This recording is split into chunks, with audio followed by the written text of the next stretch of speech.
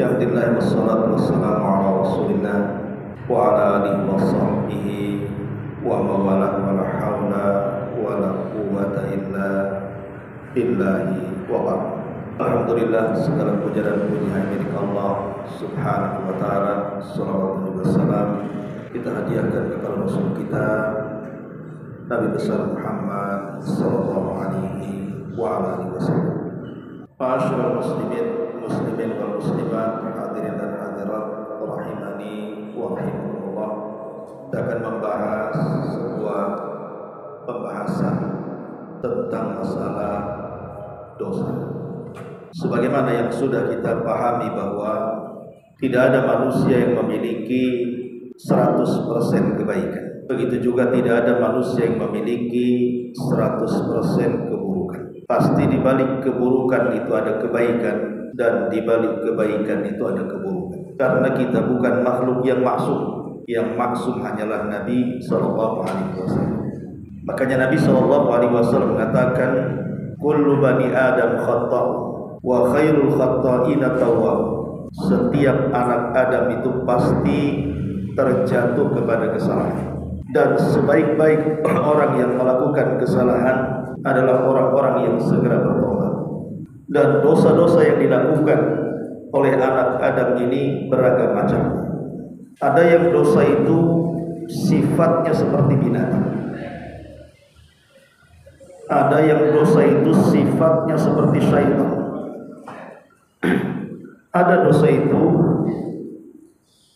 sifatnya merampas, yang merupakan kekhususan Allah Subhanahu wa ta'ala.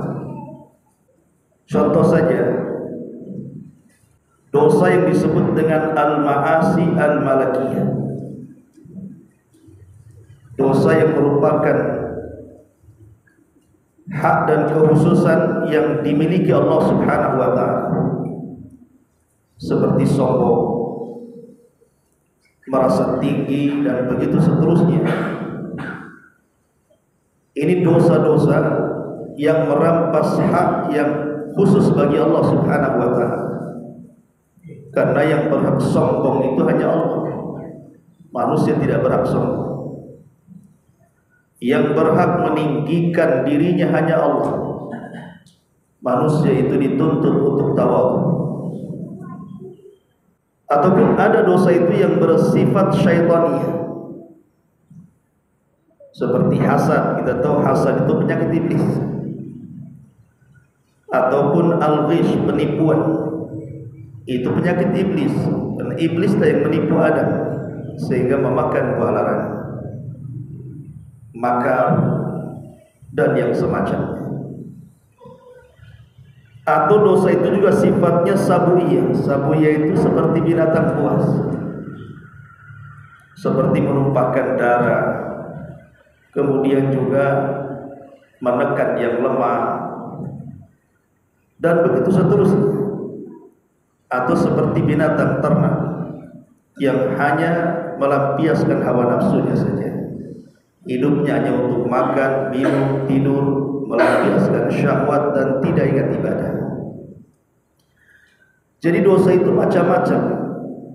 Ada yang kecil, ada yang besar. Yang besar juga bertingkat-tingkat. Tapi yang ingin saya katakan adalah,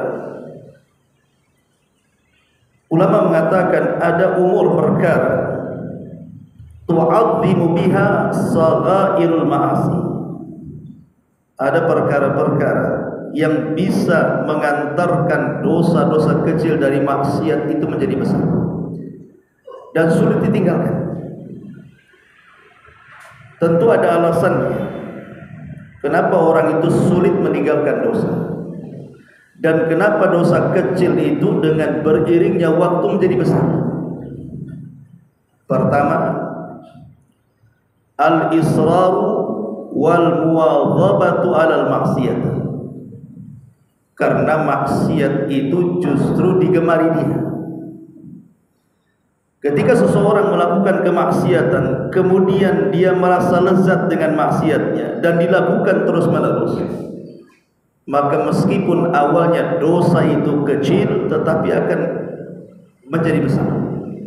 Itulah yang dikatakan oleh Umar bin Khattab radhiyallahu an, la saghirata ma'al istimrar.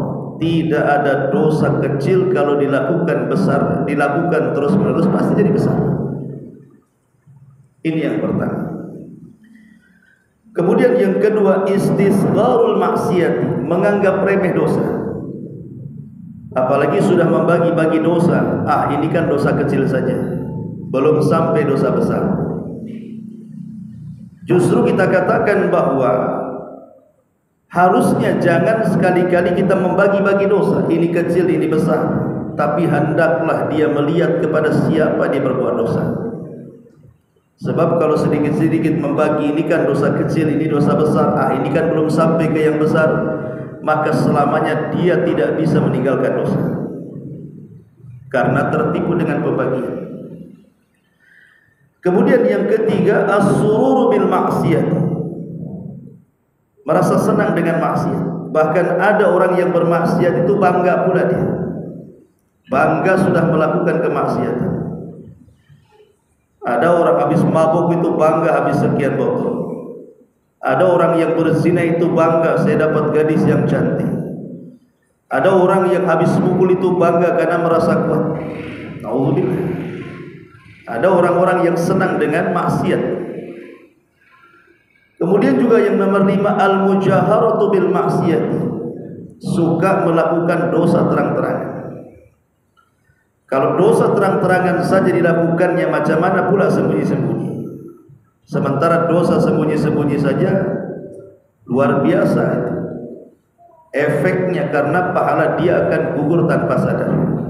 Sebagaimana hadis yang ma'ruf, Nabi SAW mengatakan, kullu ummati mu'afan illal mujahir. Semua umatku dimaafkan kecuali orang-orang yang disebut dengan mujahirin. Sahabat bertanya, apa mujahirin itu wahai Rasul? Maka Rasul mengatakan, an ya'mala ar-rajulu bil-laili amalan thumma yusbihu wa qad satarahu Allahu alaihi. Ada orang yang malam hari dia bermaksiat kepada Allah Azza wa Jalla, kemudian dia tidur, Allah tutupi sebenarnya maksiatnya, orang tidak tahu. Tapi tiba-tiba kemudian di pagi hari dia pula menceritakan kepada orang tentang maksiat yang dilakukan di malam hari. Maka orang ini akan susah dimaafkan Allah, karena Allah sudah tutup aibnya, dia bongkar sendiri. Maka al-mujahirah, orang-orang yang terang-terangan, yang suka menceritakan dosanya, maka dia akan mengulang dosanya, karena dia tidak merasa malu dengan dosanya. Kemudian yang keenam, al-alim alladhi yaqtadi bihin nas, orang yang memiliki pengetahuan tapi melakukan dosa, dan dosanya sengaja diberitahu manusia. Maka orang yang seperti ini tentu berbeda, walaupun dosanya sama dengan yang dilakukan orang lain. Tapi kalau dilakukan orang yang mungkin punya wibawa, seorang thalabul ilmi, ataupun mungkin seorang ustaz, ketika bermuamalah dia menipu umpamanya, atau masih melakukan riba, itu akan dicontoh, bahkan dijadikan dalil. Si anu saja pakai gamis tuh main riba juga. Si anu tuh tengok ketika muamalah nipu orang juga, uang saya dibawa dia tuh. Padahal saya tak pakai gamis, dia pakai gamis katanya. Yang nipu tuh yang pakai gamis-gamis itu. Ini kan bahaya. Jadi kalau seorang thalabul ilmi harusnya memberikan contoh. Malulah dengan baju dia, malu dengan penampilan. Lah 6 perkara inilah yang kenapa orang itu sulit kemudian meninggalkan dosa tadi. Ma'asyiral muslimin yang dimuliakan Allah Azza wa Jalla. Lalu apa solusinya supaya kita ini mudah meninggalkan dosa? Yang pertama kata para ulama, al-iltija'u ila Allah Ta'ala bid-du'a'i wat tadarru'u ilaihi. Cobalah kemudian kita mendekat kepada Allah dengan cara terus berdoa kepada Allah Azza wa Jalla. Karena hati seseorang itu terkadang yang istiqomah saja bisa berbelok, apalagi yang susah istiqomah. Makanya Nabi SAW yang kita katakan tidak mungkin Nabi melakukan dosa, walaupun diperselisihkan apakah seorang Nabi melakukan dosa kecil atau tidak, tapi sepakat seorang Nabi tidak mungkin melakukan dosa besar. Nabi sendiri selalu berdoa dalam solatnya, ya muqallibal qulub tsabbit qalbi ala dini, ya muqallibal qulub tsabbit qalbi ala ta'atik. Wahai Zat yang membolak-balikan hati, tetapkan hatiku dalam agamamu, dalam ketaatan kepada. Sampai Ummu Salamah bertanya, ya Rasulullah, kenapa engkau selalu mengulang-ulang doa itu? Maka Rasul mengatakan, ya Ummu Salamah, hati manusia itu ada di genggaman Allah. Kalau Allah mau membuat dia sesat sebentar saja, sebagaimana Allah sanggup membuat dia dapat hidayah sebentar saja. Hati ini bisa berbolak-balik. Makanya lihat kisah yang dulu pernah saya ceritakan tentang seorang muhaddis ahli hadis namanya Imran ibn Khattab. Siapa yang tidak kenal di zamannya ulama besar? Imran ibn Khattab ini bukan talabul ilmi, ulama. Tergoda dengan seorang wanita cantik, anak dari pamannya.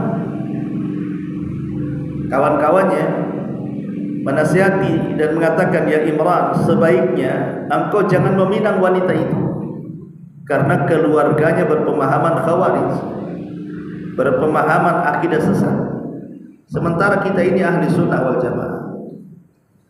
Kemudian dia mengatakan, tidak mengapa, kalaupun saya menikah anak gadisnya, saya akan coba mempengaruhi mereka sehingga keluar dari paham sesatnya dan kembali kepada ahli sunnah. Itu maksud dia bagus.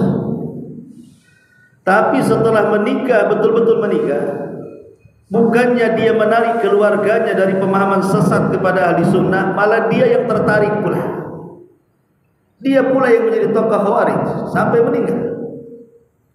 Artinya bahwa hati manusia itu yang bolak-balikan Allah Subhanahu wa taala. Ada seorang muadzin di zaman dulu. Dia azan di atas masjid. Di zaman dulu kan belum ada corong kayak gini kan. Jadi kalau azan itu naik ke atas supaya terdengar suaranya. Di depan masjid itu ada gereja. Rupanya di gereja itu ada seorang biarawati cantik sekali. Jadi kalau seandainya muazin sedang azan, terkadang biarawati ini keluar dari gereja, kemudian berdiri di pintu gereja sambil azan tuh nengok dia. Kok cantik kali gitu kan.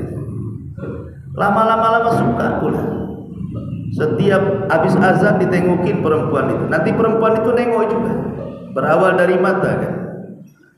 Akhirnya cobalah kemudian satu waktu mendekati gadis itu. Terjadi komunikasi, akhirnya jatuh cinta. Seorang muazzin ini ingin melamarnya, karena dalam Islam kan dibolehkan laki-laki menikah dengan wanita Nasrani, tapi jangan sebaliknya. Jadi dia coba menghubungi orang tuanya. Orang tua si gadis itu tidak setuju, dan orang tua dia juga tidak setuju.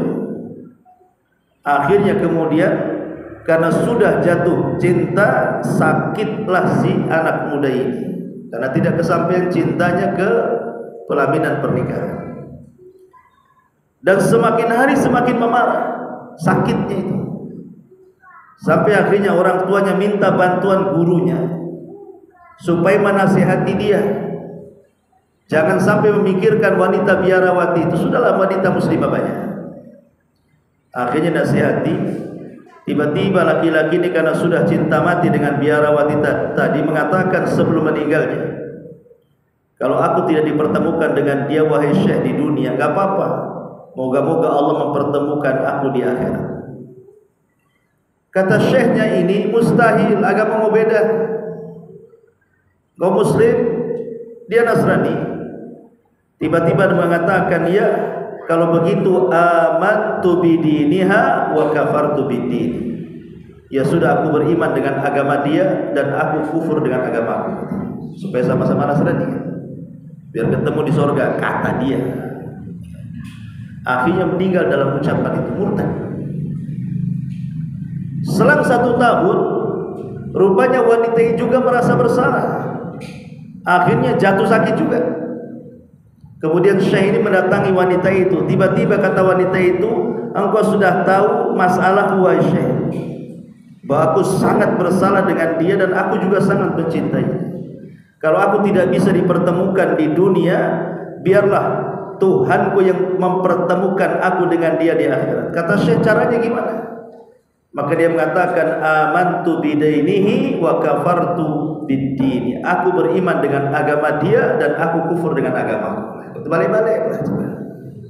Yang satu masuk Nasrani kemudian mati, si perempuannya pula masuk Islam kemudian mati. Sudah di dunia tidak ketemu, di akhirat makin tak ketemu. Itulah hidayah. Ma'asyiral muslimin wal muslimat rahimani wa rahimakumullah. Makanya doa itu penting, jangan dianggap remeh.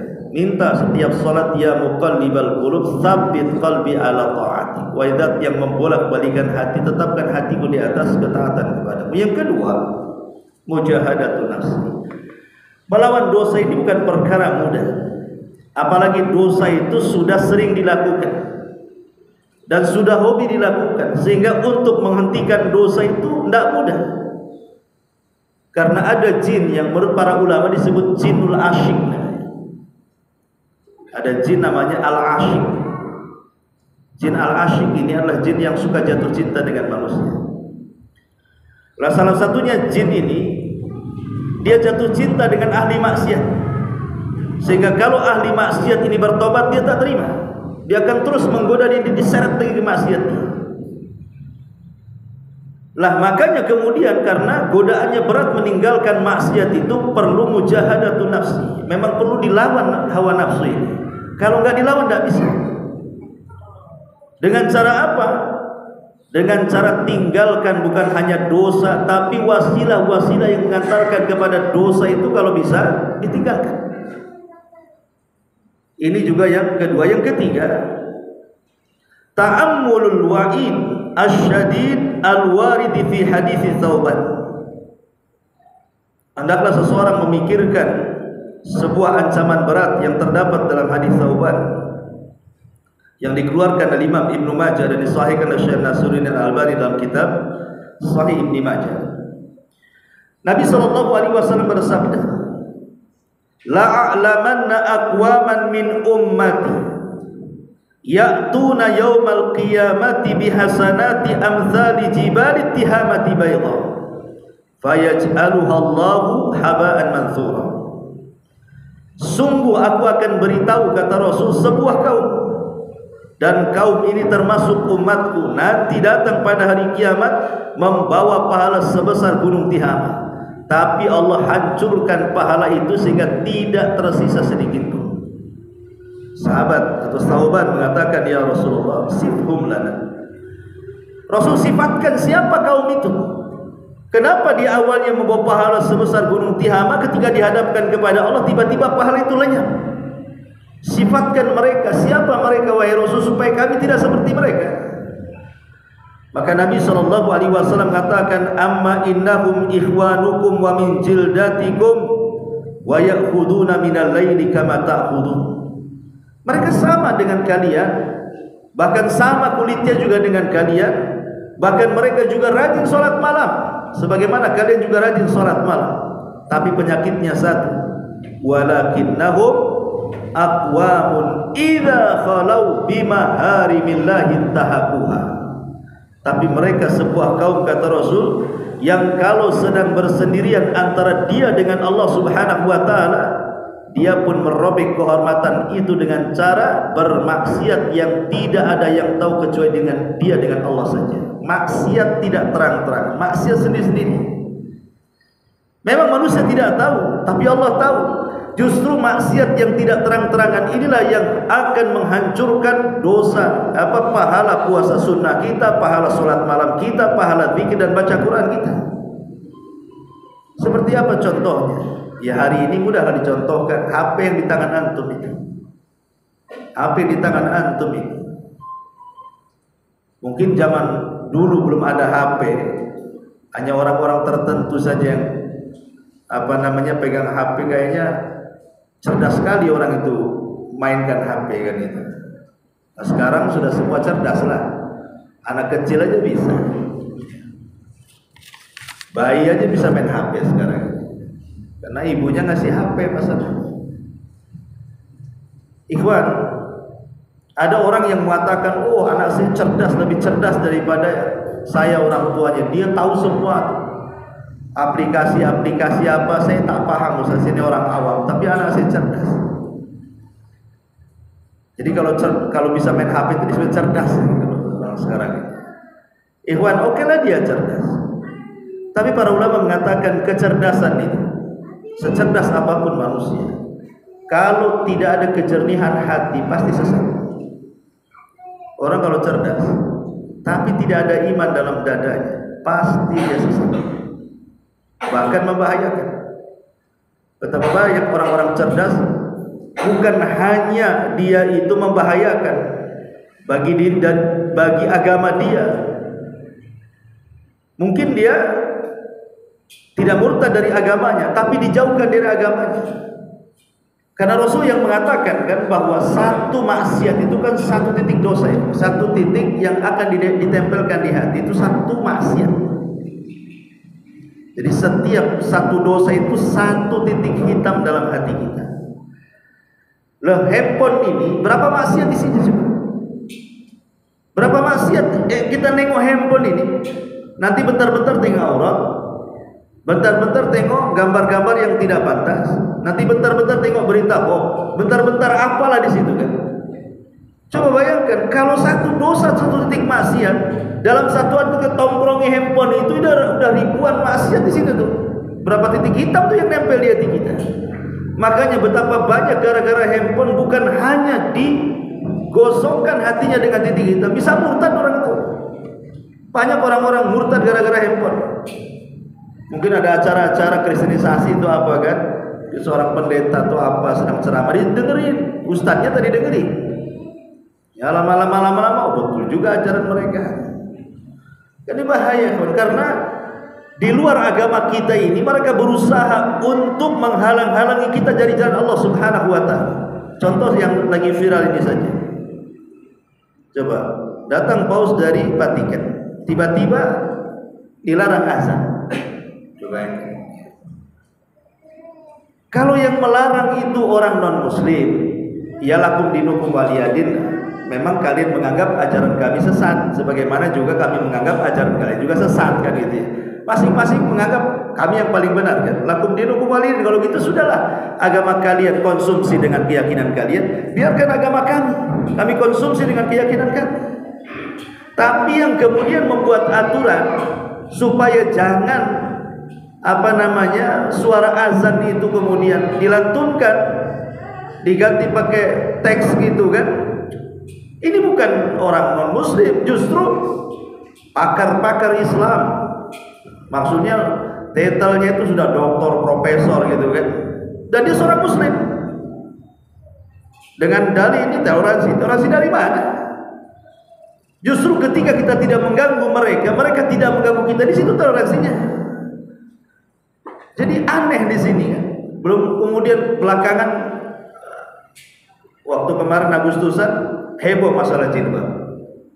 Terus kemarin juga heboh di rumah sakit mana dilarang jilbab. Ini kan dia tidak paham bahwa kita ini mayoritas Islam di sini. Tapi betul kata sabda Nabi SAW bahwa di akhir zaman kata Rasul, umat Islam itu seperti nampan yang berisi makanan dikeroyok oleh orang-orang lapar. Coba kalau ada orang lapar tengok nampan isi makanan diserbu tidak? Diserbulah, namanya lapar. Kata Rasul, seperti itulah kaum muslimin di akhir zaman akan diserbu seperti nampan dengan orang-orang yang lapar itu. Lah kaum muslim itu nampannya. Orang-orang yang lapar ini di luar daripada Islam akan menyerbu kaum muslim. Sahabat bertanya, Rasul, amin qillatin nahnu yauma idzin. Apakah kami sedikit waktu itu wahai Rasul sehingga kami diserang dari berbagai macam arah?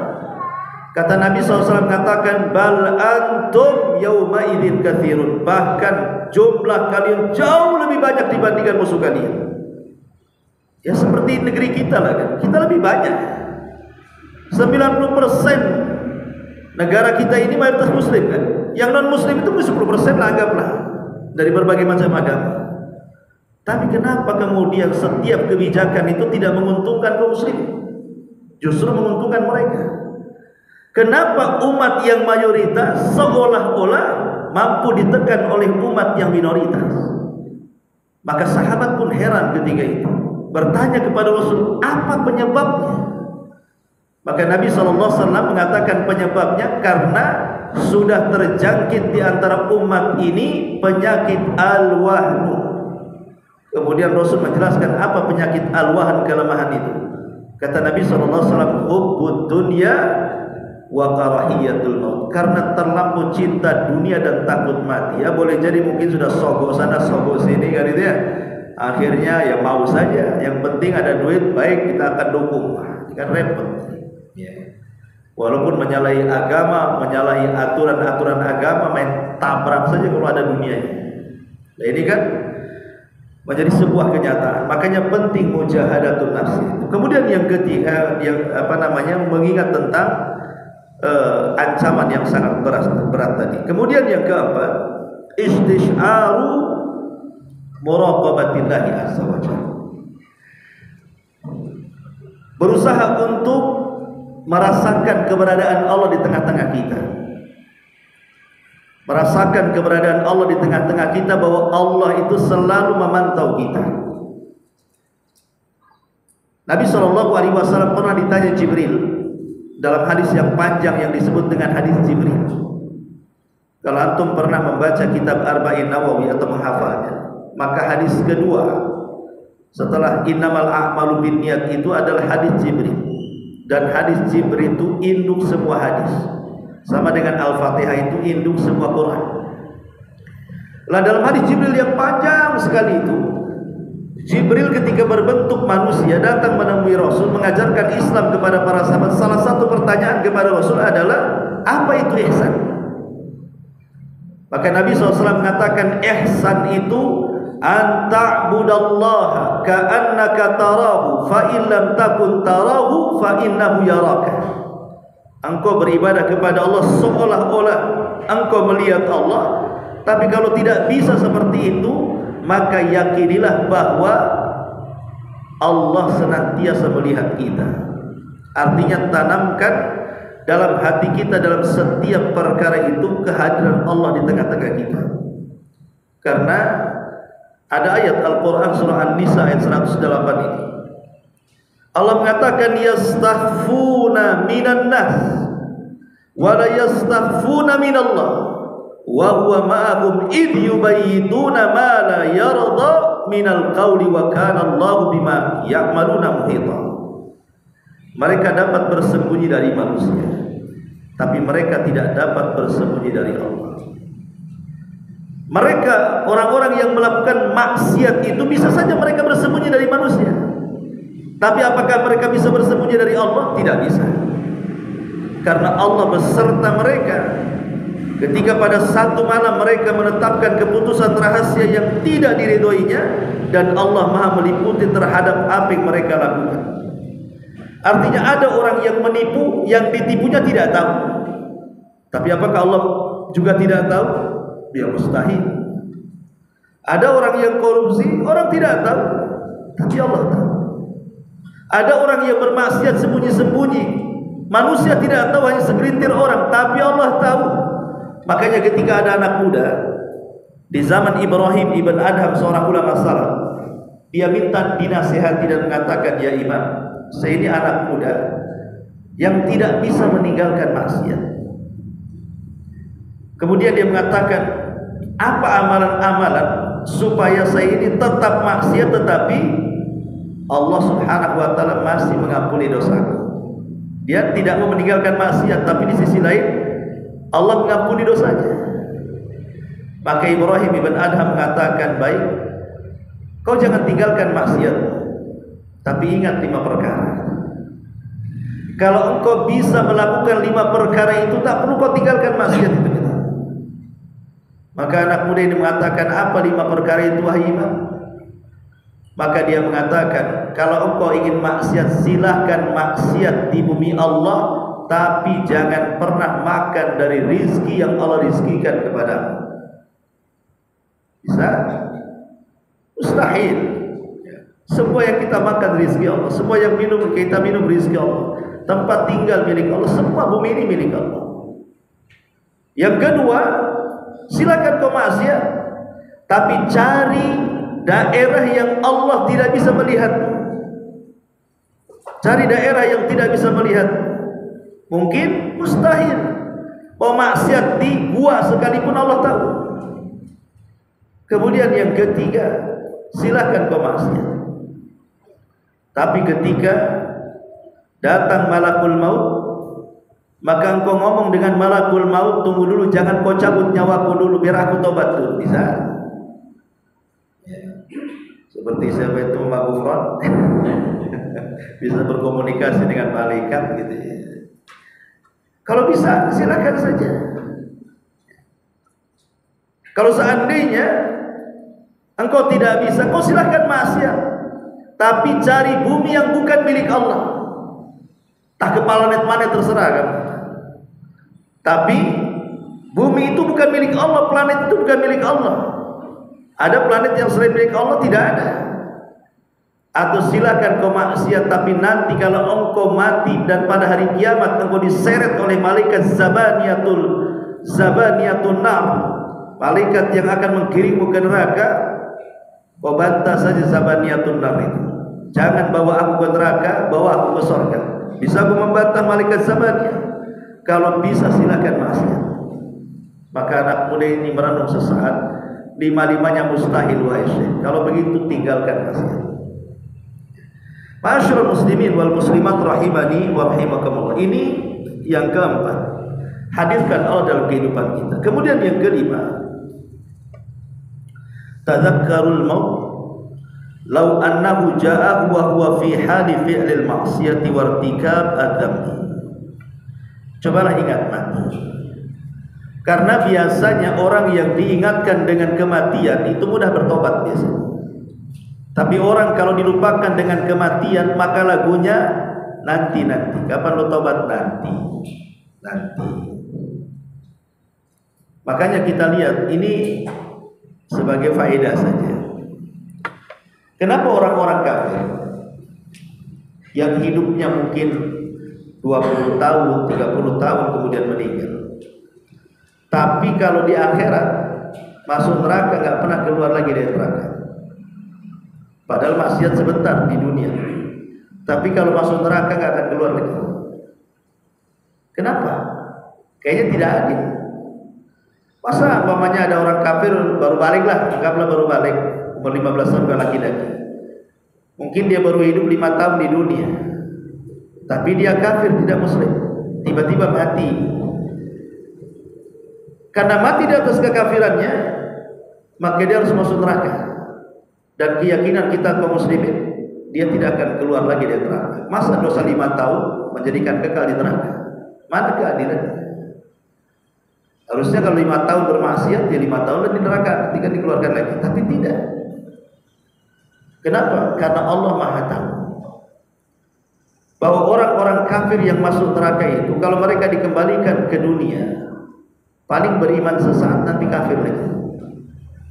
Makanya Allah mengatakan di dalam Al-Quran, "Lau ruddu la'adu liman u'an." Kalau mereka dikembalikan ke dunia, pasti mereka kafir lagi. Logikanya begini. Kita saja di dunia, ada orang-orang itu yang kalau kita nasihati, kapan kamu taubat? Jawabnya apa? Tunggulah, saya kan masih muda.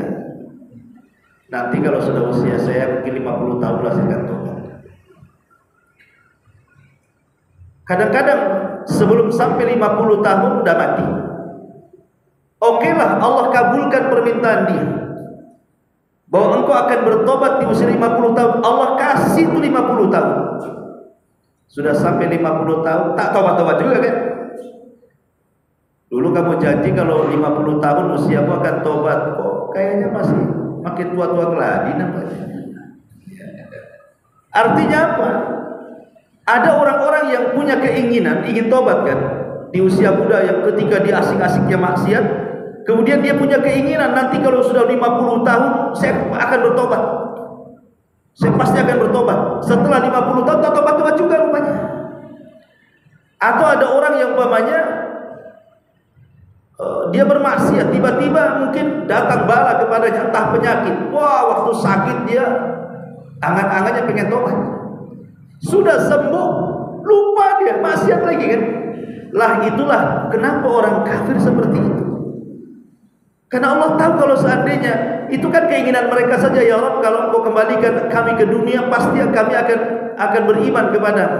Iya, cita-cita kau di neraka karena tak tahan dengan siksa kan. Nanti dibalikan ke dunia, kamu kok maksiat lagi kan begitu. Lah sama seperti itu tuh. Ya. Jadi ada orang itu yang angan-angannya saja pengen tobat, kenyataannya enggak sebenarnya. Lah dari sinilah maka obat penyakit seperti ini tadzakurul maut. Cobalah ingat akan mati. Makanya seorang saya bercerita, pernah dia membawa ahli maksiat ke kuburan. Jadi ingin nasihati ahli maksiat, anak muda yang ahli maksiat, oleh syekh ini dibawa ke kuburan. Kemudian ketika sampai di kuburan saya bertanya, kira-kira kalau engkau mati, kemudian setelah kau mati Allah hidupkan kembali ke dunia, cita-cita apa? Ini Allah wafatkan kamu, habis itu orang-orang menguburkan kamu, tiba-tiba kamu dihidupkan kembali ke dunia, kira-kira cita-citamu apa? Dia mengatakan, ya Syekh, saya ingin bertobat. Kalau itu kejadian, saya ingin bertobat katanya. Benar kau ingin bertobat? Iya Syekh. Sekarang engkau jangan melamun seperti itu. Aku kan hanya memberikan ilustrasi kalau kau mati, kemudian kau diadab di kuburan, akhirnya kamu dihidupkan kembali ke dunia, kau akan tobat. Itu kan ilustrasi saja. Sekarang engkau masih hidup di dunia dan belum mati, dan kau akan mati kan gitu. Kenapa kau tidak bertobat? Lah terkadang manusia itulah kadang-kadangnya keinginan tobat itu hanya sekedar angan-angan saja. Lah yang menghilangkan angan-angan itulah tadzakurul maut. Cobalah ingat mati dan ingat mati. Kemudian yang nomor 6, tadzakur ma'adallahu li ibadihi shalihin. Ingat juga bahwa kehidupan ini hanya sesaat di dunia. Cobalah ingat apa yang Allah akan janjikan kepada kita kelak di akhirat. Selain ingat mati juga ingat apa yang Allah janjikan. Karena Allah sudah menjanjikan kepada kita, kalau orang-orang itu bermaksiat kepada Allah dan Rasulnya, janjinya sudah jelas ada pada hari kiamat. Tapi kalau orang-orang itu beriman dan beramal soleh, janjinya juga sudah jelas, pasti diberikan surga dan kenikmatannya. Makanya ada istilah para ulama, orang yang ingat mati dan kejadian setelah kematian, maka yang lapang akan menyempit dan yang sempit akan melapang. Apa maknanya? Yang lapang akan jadi sempit, yang sempit pula jadi lapang. Contohnya begini, kalau ada orang kaya, orang sukses, diberikan dunia di dunia, kemudian ingat akan mati, maka kekayaan bagi dia itu jadi kecil. Kalau mati nggak akan dibawa juga kekayaan itu, ya kan? Pasti kecil kan? Bahwa dunia itu tidak sebagaimana angan-angan dia. Kalau sudah ingat mati itu pasti dunia itu akan mengecil tuh. Paling kalau aku mati pun paling kecil mungkin kain kafan yang di badanku. Tapi sebaliknya terkadang yang sempit jadi luas. Contoh ada orang miskin. Ini kebalikan. Ada orang miskin di dunia susah, belangsang, tidak pernah senang. Tapi dia ingat mati, bahwa kematian itu bagi orang yang beriman sudah menanti sorga, yang kenikmatannya tidak pernah dilihat mata, didengar telinga, terlintas di otak manusia pun tidak. Maka dia akan lapang. Gak apa-apalah saya susah di dunia, toh nanti juga akan masuk sorga. Lapang jadinya kan. Jadi bagi orang kaya mengingat kematian itu akan mengecil, sehingga dia tidak akan tertipu dengan kekayaannya. Bagi si miskin kalau ingat mati itu tidak akan sedih dengan kefakirannya. Makanya itulah pentingnya tadzakur al-maut dan juga apa yang Allah siapkan setelah kematian. Kemudian juga luzum at-taqwa, kata para ulama.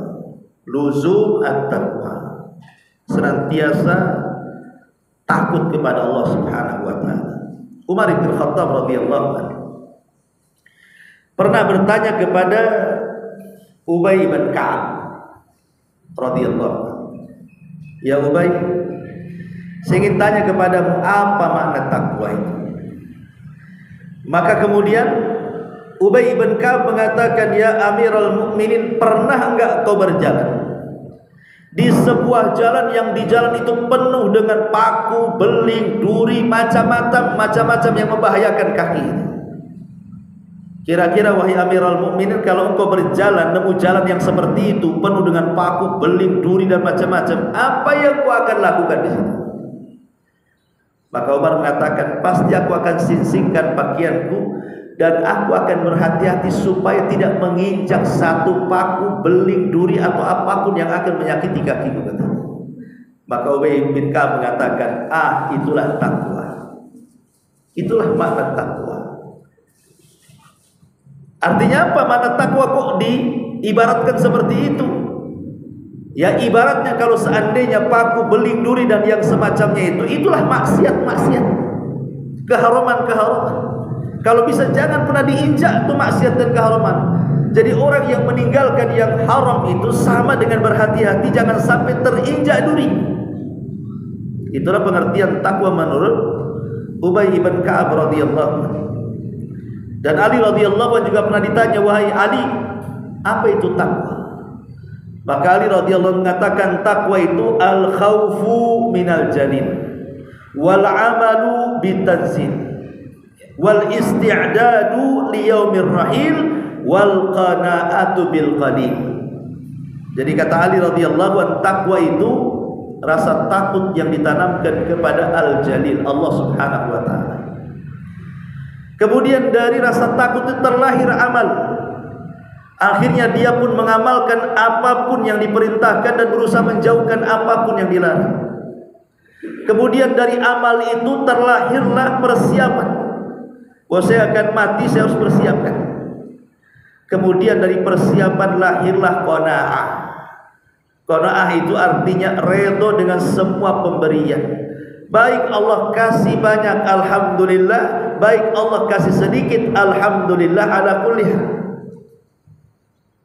Inilah kemudian makna daripada makna takwa. Kalau kita memahami makna takwa ini, maka kata para ulama ini salah satu yang bisa menjauhkan kita dari dosa. Kemudian yang nomor 8, ijtinabu amakinil maksiat wa asdiqai su'. Jauhi tempat-tempat maksiat.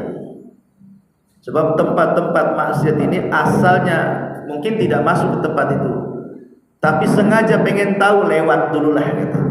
Pengen tahu saja, lewat dulu. Awalnya lewat dulu, ya lewat gitu. Nanti besok lewat lagi. Besok penasaran berhenti nengok-nengok ya. Besoknya coba masuk. Besoknya dia pula beli tempat itu. Ada seorang anak muda, ahli ilmu, seorang yang soleh, thalabul ilmu. Satu hari dia ingin mencari pekerjaan. Akhirnya kemudian dapatlah dia melamar di sebuah perkapalan. Kapal ini kebetulan antar negara mengangkut barang. Diterima dia jadi karyawan di kapal itu. Karena terbiasa dia ketika di darat biasa ke masjid, biasa muazzin, biasa jadi imam. Jadi kebiasaan itu dibawa ke kapal. Jadi nggak pernah di kapal itu ada orang azan tiba-tiba dia azan. Tidak ada orang sholat, dia pula sholat. Tidak ada orang baca Quran, dia baca Quran. Jadi orang-orang yang di kapal lama-lama tertarik. Akhirnya mau ikut sholat di belakang dia, mau ikut sholat di belakang dia. Akhirnya alhamdulillah, mulai sedikit-sedikit tobat orang kapal. Tetapi ketika kapal ini bersandar di India, di situ pas memang pulau berhentinya kapal itu dikenal dengan pulau maksiat di situ. Pulau penuh dengan maksiat, judi, pelacuran, prostitusi, macam-macam di situ maksiat. Intinya memang pulau rusak. Ketika teman-teman yang biasa maksiat, ya turun biasa saja. Tapi anak muda ini tak mau turun, takut imannya luntur. Kawan-kawannya narik-narik, ayolah, tak mau. Ini tempat haram, ini tak mau saya. Kalau engkau ingin maksiat, kalian sudah biasa. Gitu. Jadi ajak-ajak kawannya pun tak mau. Akhirnya kawan ninggalin dia sendirian di kapal tuh. Dia maksiat di luar. Setan datang sama anak muda ini. Penasaran, apa yang dilakukan kawan-kawannya sebenarnya? Akhirnya dia turun, ngikuti kawan-kawannya. Pas sampai di tempat maksiat, lari balik lagi kapal dia. Oh, rupanya di sini tempat maksiat. Tapi setan kemudian menghayal-hayalkan dia. Coba lihat satu kali lagi kata setan. Turun lagi dia. Pengen lebih dekat lagi. Rupanya setelah dekat, auzubillahi minasyaitonirrajim. Tahu pula dia. Rupanya tempat prostitusi, pelacuran dan begitu seterusnya. Langsung dia kabur. Tapi setan sempat melirikkan matanya kepada seorang gadis cantik yang ada di bar situ. Jadi ketika naik kapal berzikir, sholat, tobat gitu ya kan. Rupanya ketika termenung setan datang lagi. Rupanya digambarkan wanita yang dilihat sesaat itu. Kok ada di kampungku yang secantik dia katanya. Pengen nengok lagi jadinya. Akhirnya tuh rupanya bukan hanya nengok, dia nyoba masuk. Ketika nyoba masuk, nyoba pula kemudian dengan minuman keras. Akhirnya berzina. Akhirnya kawan-kawannya sudah masuk ke kapal, dia tak pulang-pulang. Kan? Itulah khutuwati syaitan ya. Langkah-langkah setan. Ketika kapal ini sudah muat barang, dia pengen mau balik itu. Rupanya semua anggota kapal sudah lengkap, dia pula yang tak naik. Jadi kata nahkodanya, cari dia. Saya tanggung jawab dengan orang tuanya. Rupanya dicari-cari, rupanya sedang di tempat-tempat maksiat. Disuruh balik tak. Kata nahkodanya, paksa dia kalau perlu ikat masukkan ke kapal. Akhirnya paksa ditarik masuk ke kapal. Kemudian kapal berlayar pulang dan perjalanan itu 1 bulan. Rupanya di tengah malam, di luar prediksi orang-orang, anak muda ini selalu menjerit-jerit tengah malam. Entah apa gitu, selalu kesakitan. Jadi setelah 1 minggu, rupanya anak ini sakit. Makin menjerit-jerit yang tidak ada yang tahu rasa sakitnya kecuali Allah. Ketika hampir sampai kapal ini, rupanya anak muda ini meninggal dunia. Ketika dibawa ke rumah sakit, rupanya dia terserang penyakit AIDS. Ini kisah nyata. Bayangkan anak soleh, thalabul ilmi, tapi subhanallah, hati manusia itu yang megang Allah, bisa saja berbolak-balik. Nah, dari sini pentingnya seseorang itu luzumut taqwa tadi, tetap di atas ketakwaan kepada Allah Subhanahu wa taala. Ma'asyiral muslimin yang dimuliakan Allah Subhanahu wa taala. Kemudian yang terakhir, annan nas yub'atsuna ala ma matu alaihi. Ingat bahwa manusia itu akan diwafatkan sesuai dengan kebiasaan hidupnya. Kalau kebiasaan hidupnya ibadah, maka insya Allah akan wafatkan dalam kondisi seperti itu. Tapi kalau kebiasaan hidupnya di atas kemaksiatan kepada Allah Subhanahu wa taala, maka rata-rata orang itu akan diwafatkan di atas kemaksiatan. Karena orang itu akan diwafatkan sebagaimana kebiasaan hidupnya. Kalau biasa maksiat, maka diwafatkan dalam kondisi maksiat. Kalau biasa taat, maka insya Allah dia akan diwafatkan di atas ketaatan. Lihat Imam Ibnul Qayyim rahimahullah ta'ala. Imam Ibnul Qayyim atau Imam Ibnul Jauzi, saya lupa ya, menceritakan dalam kitabnya itu tentang seorang laki-laki penjual kain. Seorang laki-laki penjual kain. Dia sibuk kehidupannya hanya jualan kain aja. Jualan baju, celana, kain, pokoknya itulah yang berkaitan dengan kain. Datang waktu zuhur ya ndak sholat, datang waktu asar ya ndak sholat, datang waktu maghrib, isya, subuh, memang betul-betul di otaknya dunia saja. Kalau malam mikirin macam mana besok laku nggak kain, macam mana cara pemasarannya. Pokoknya itu aja yang dipikirkan sepanjang malam, setiap hari. Tidak ada kepikiran ibadah. Sampai akhirnya dia kelelahan gitu ya, karena bisnis saja, nggak dipikir ibadah, kelelahan, sakit. Ketika sakit itu, kata Imam Ibnul Jauzi atau Ibnul Qayyim itu, Dia mengatakan dia pun akhirnya mengalami sakaratul maut. Datanglah seorang alim, hendak mentalkin dia. Ya fulan, qul la ilaha illallah, wahai fulan katakan la ilaha illallah. Kira-kira apa yang diucapkan? Rupanya dia tidak mengucapkan kalimat la ilaha illallah. Dia mengucapkan ijab qabul jual beli kain. Dia mengatakan, ya fulan, janganlah kau tawar kainku sekian, tawar aja sekian, saya kasih harga sekian. Sampai mati dia ngomong gitu. Itulah terkadang manusia itu kematiannya disesuaikan dengan kebiasaannya. Bahkan di Arab Saudi seorang saya bercerita, ada mobil ngebut sekencang-kencangnya, akhirnya kecelakaan tunggal, guling. Rupanya ada anak muda dalam mobil itu, kritis. Kemudian dibawa ke rumah sakit. Rupanya bapaknya itu orang alim, imam masjid. Akhirnya kemudian dihabari bapaknya seperti itu, ya namanya anaknya mati kecelakaan tunggal. Subhanallah, sedih bapak. Kemudian karena dia sedih, tidak tahan, dia telepon kawan yang sama-sama syekh juga lah di sana, supaya mentalkin anaknya ada di mustasfa di rumah sakit. Ketika ditalkin, ya syabab, ya fulan, qul la ilaha illallah, katakan kalimat la ilaha. Rupanya anak muda ini tidak mengucapkan kalimat la ilaha illallah. Yang diucapkan apa? Rupanya anak ini salah pergaulan, masuk pada pergaulan bebas, orang tuanya datang. Dia sudah masuk narkoba, dia masuk mabuk-mabukan, dia berzina, orang tuanya datang. Padahal orang tuanya imam masjid, seorang alim. Orang yang tuanya juga nggak tahu, karena kalau di rumah ya nampaknya baik-baik saja gitu ya. Kalau keluar rumah rupanya jahat gitu. Jadi saat detik-detik wafatnya ketika ditalkin, bukan la ilaha illallah yang keluar dari lisannya, dia sebutkan nama gadis-gadis yang pernah dizinai dan dibokingnya, ada sampai puluhan gadis, dan yang terakhir itulah yang disebut setelah itu meninggal. Masya Allah. Ya. Nah ini harus diperhatikan, jangan sampai kemudian kita seperti ibrah kisah-kisah ini. Oke lah, mungkin kalau kisah-kisah ini kan bukan dalil juga.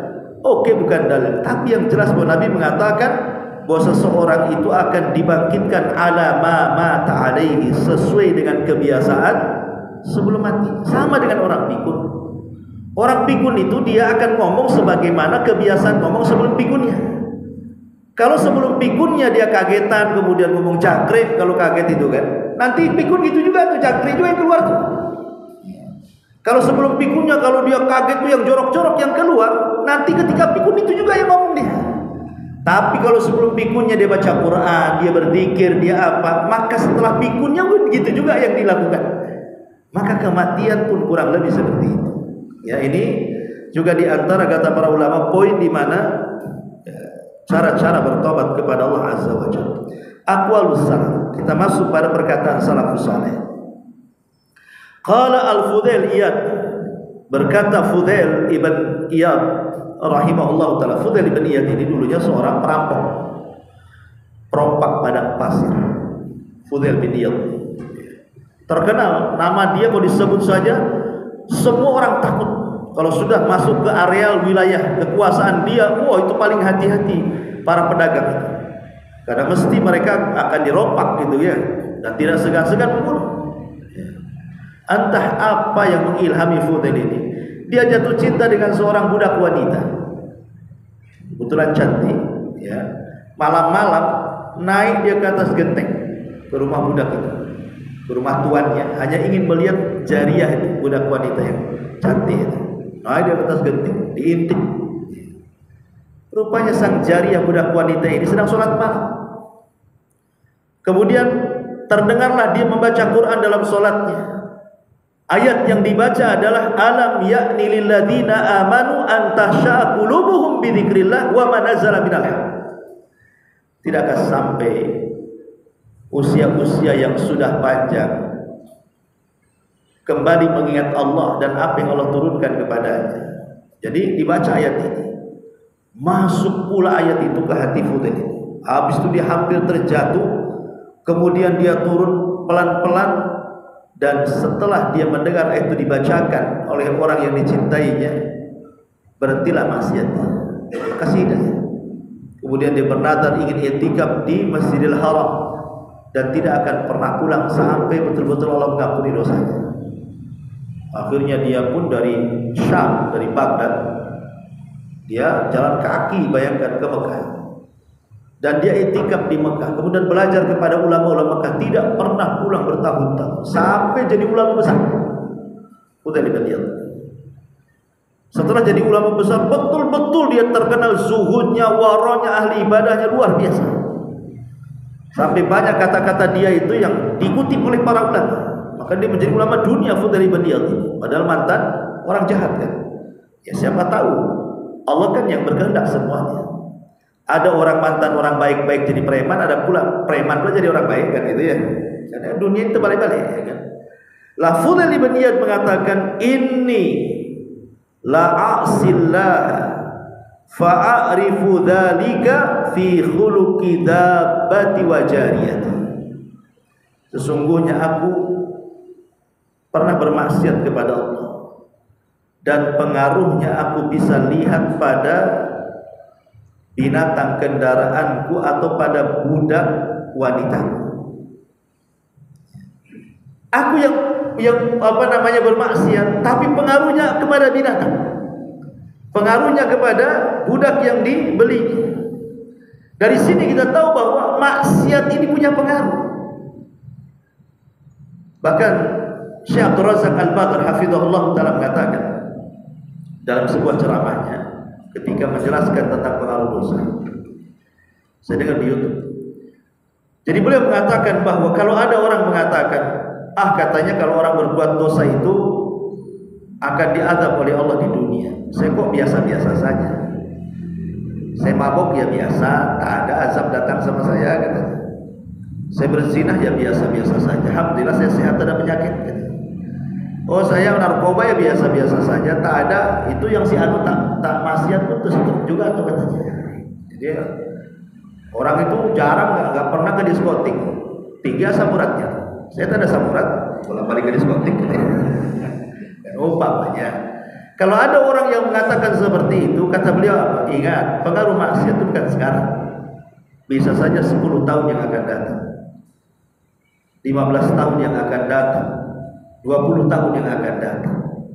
Jadi pengaruh dosa itu tidak mesti ketika dia berbuat dosa nampak pengaruhnya, kata beliau. Bisa saja setelah bertahun-tahun baru nampak tuh penyakitnya, baru nampak susahnya, baru nampak kerenya, baru nampak banyak bala yang menimpa dia, banyak masalah. Mungkin ditengok anaknya nakal-nakal, keluarganya berantakan, usahanya gulung tikar. Kita tidak tahu. Bukan sekarang maksiat sekarang datang, bisa saja 5 tahun, 10 tahun, 15 tahun, 20 tahun yang akan datang. Nah ini bahwa pengaruh dosa itu nanti akan tampak. Ada yang dibayar cash, ada yang diakhirkan di dunia, ada juga yang kelak diakhirkan di akhirat. Itu hanya istidraj saja.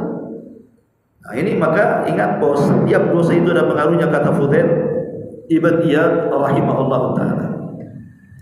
Kemudian juga diriwayatkan dari Abu Nu'aim dari Ibnu Aun dari Muhammad ibn Sirin rahimahullah ta'ala.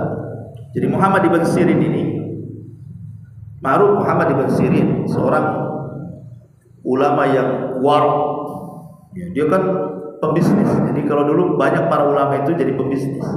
Jadi satu hari Ibn Sirin ini, Muhammad ibn Sirin ini, seorang pembisnis kan biasanya selalu melihat peluang. Seorang pembisnis itu otaknya melihat peluang. Jadi satu hari Muhammad ibn Sirin ini melihat peluang. Ini di pasar lagi kelangkaan minyak. Karena dia pembisnis minyak zaid, minyak goreng lah kalau istilah kita. Jadi dia habiskan modalnya untuk mengulang minyak sebanyak-banyaknya. Habiskan duitnya, mungkin kalau sekarang udah miliar lah dia habiskan duitnya. Karena ada peluang di sini. Walaupun dia beli banyak pasti laku, gitu maksudnya. Jadi dia jor-joran masa kitanya, semua modal dia habiskan. Kemudian mengulang minyak sebanyak-banyaknya. Subhanallah. Ketika keesokan harinya mau dibawa ke pasar, dia melihat dalam truk minyak itu ada tikus yang nyemplung di situ, dah mati. Dan dia seorang ulama, Muhammad bin Sirin.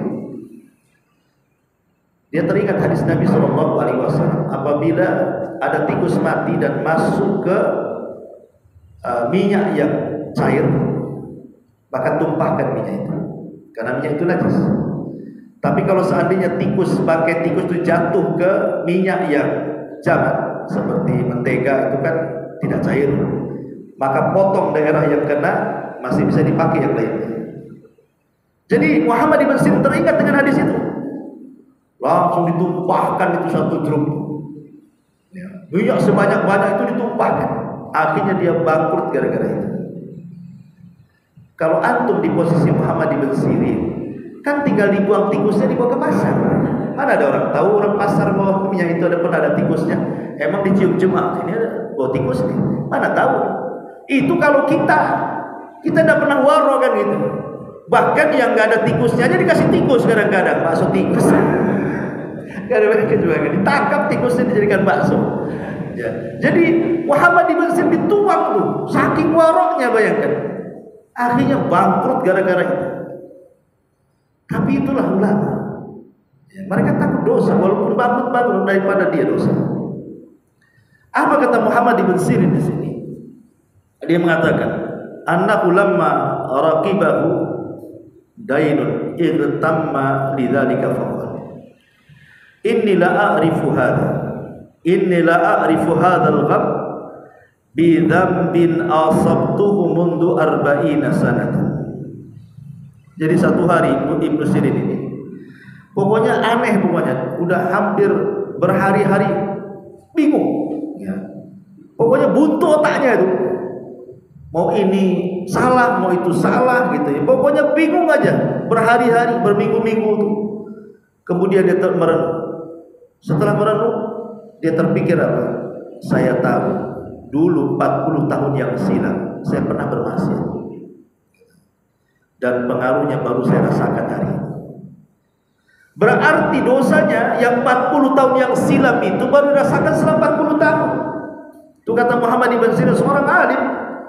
Dia merasakan betapa dosa itu baru terasa setelah lewat bertahun-tahun.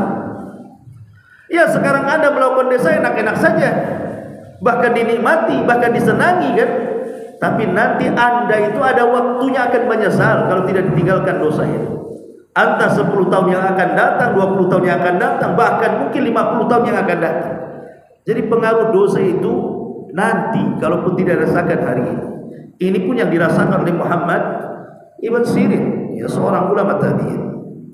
Ma'asyiral muslimin wal muslimat rahimani wa rahimakumullah. Kemudian juga Imam An-Nawawi rahimahullah taala mengatakan, qala ulama, berkata para ulama, at-taubatu wajibatun min kulli dzambin. Fa in kanatil ma'siyatu bainal 'abdi wa bainallah la tata'allaq bihaqqi adami falaha thalathatu syurutin.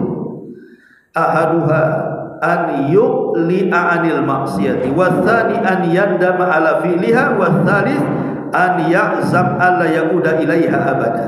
Fa in faqada ahadus tsalatsati lam tasih taubatu.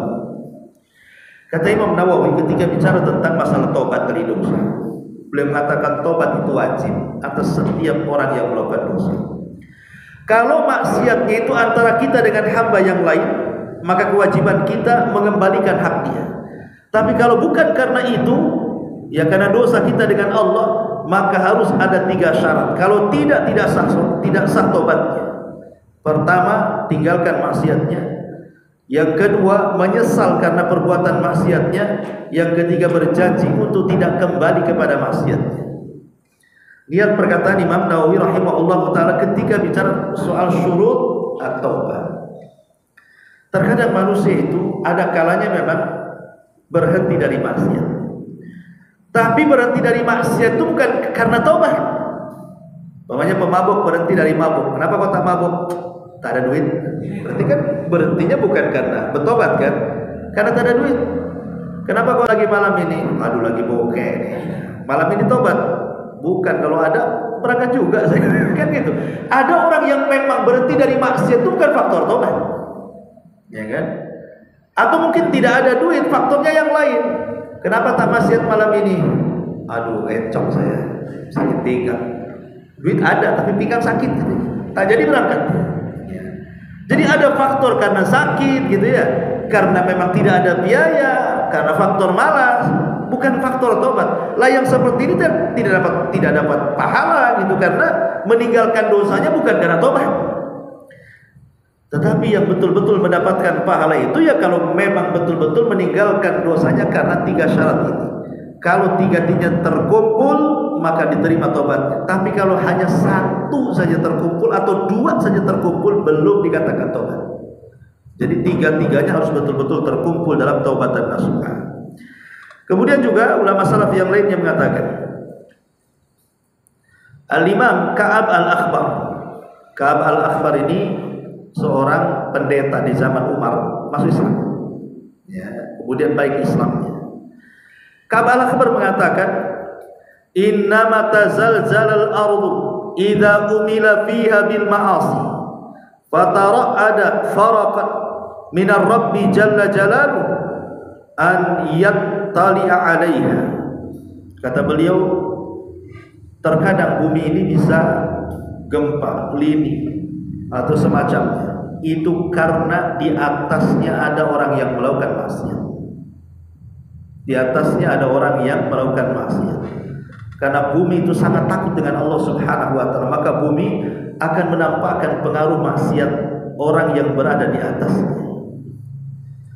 Ingat ketika kita melihat ada di tempat-tempat saudara kita yang ada di Padang, yang ada di Jogja, yang ada di Lombok, yang ada di manalah yang pusat-pusat gempa di Aceh dan begitu seterusnya. Kan kita sering kita saksikan. Bahkan ada pengumuman dari BMKG atau apa nanti Jawa itu akan tenggelam apa gitu kan, kita mendengar kan, karena lempengan-lempengan yang bergerak atau apa namanya, baik tektonik atau vulkanik, istilah-istilah gempa.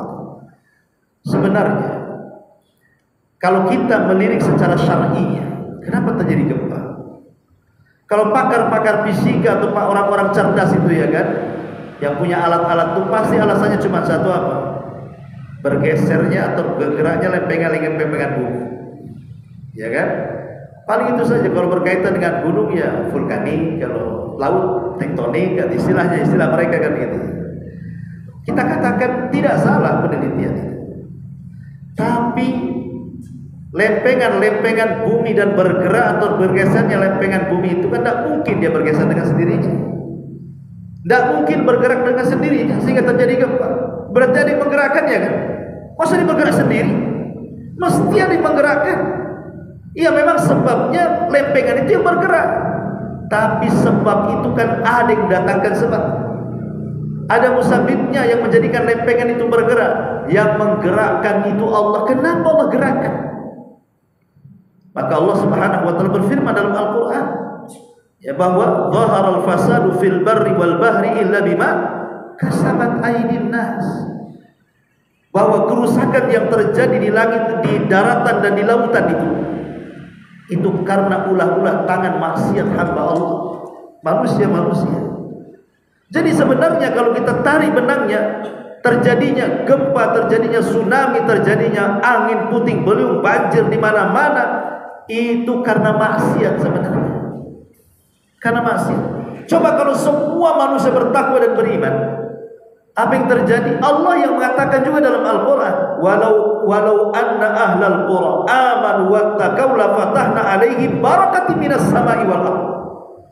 Kalau seandainya penduduk negeri itu beriman dan bertakwa, kami turunkan berkahnya. Gak mungkin ada gempa, gak mungkin ada banjir, gak mungkin ada tsunami kalau sudah berkah. Walakin kadzabu, tapi karena mereka berdusta fa'akhadnahum, kami pun azab mereka. Jadi sebab utama musibah itu dosa sebenarnya. Ya, itu sebab utamanya dosa. Adapun gerakan-gerakan yang mungkin sebab kecil itu, tapi sebab besarnya karena dosa, makanya Allah murka. Ma'asyiral muslimin yang dimuliakan Allah Azza, ini perkataan dari siapa? Imam Ka'ab Al-Akhbar. Ya. Kemudian juga Abdullah bin Mas'ud mengatakan, innal mu'min yara dhunubahu ka'annahu qa'idun tahta jabalin yakhafu an yaqa alayhi wa innal fajir yara dhunubahu kadubabin marra ala anfi faqala bihi hakadha. Kata Abdullah bin Mas'ud, seorang mukmin itu kalau melihat dosa ibarat dia duduk di samping gunung yang mau meledak. Kira-kira lari atau tidak? Larilah. Kalau enggak ya tertimpalah sama gunung meletus itu. Itu seorang mukmin. Jadi melihat dosa itu seperti melihat gunung yang mau meletus, bukan mendekat, pasti menjauh. Tapi sebaliknya orang fasik, orang fajir, orang jahat melihat dosa seperti lalat yang menempel di hidung, ditepak, terbang sebentar, datang lagi, tebar sebentar, datang lagi. Ibarat kata tobat dengan tomat gitu ya. Kalau tobat ya memang betul-betul tobat. Kalau tomat itu tobat habis itu kumat, nah itulah tobat namanya. Tobat sebentar, kumat lagi. Tobat sebentar, kumat lagi. Itulah orang fajir. Memang sebentar dia nyesel, tapi balik lagi. Ya. Sebentar lagi nangis dia, berbuat dosa lagi. Lah itulah orang fajir. Seperti lalat yang mau ditepak terbang sebentar, datang lagi dia. Ya. Nah, inilah bagaimana permisalan dari Abdullah bin Mas'ud radhiyallahu anhu. Dan yang terakhir perkataan Umar bin Khattab radhiyallahu anhu, dia mengatakan, tushikul qura an taqraba wa hiya amir. Qila wa kaifa takhrab wa hiya amira? Qala idza ala fujjarha abraraha wa sadal qabilatu munafiquha. Kata Umar, hampir-hampir sebuah negeri itu akan roboh padahal negeri itu lagi maju-majunya.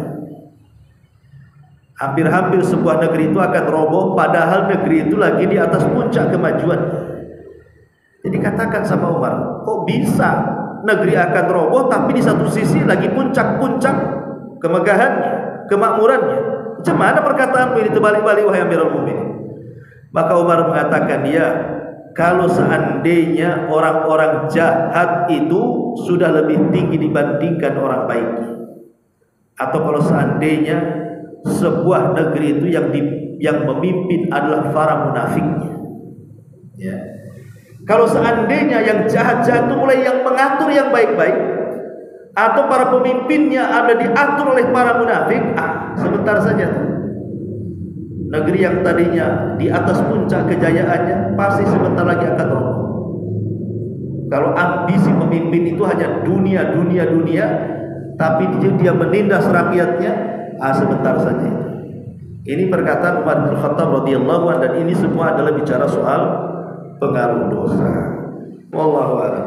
Subhanaka bihamdika asyhadu an la ilaha illa anta astaghfiruka wa atubu ilaik. Assalamualaikum warahmatullahi wabarakatuh.